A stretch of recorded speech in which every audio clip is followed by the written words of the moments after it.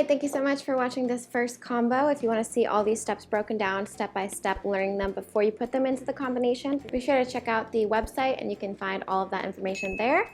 And we'll see you guys in the next one. Bye!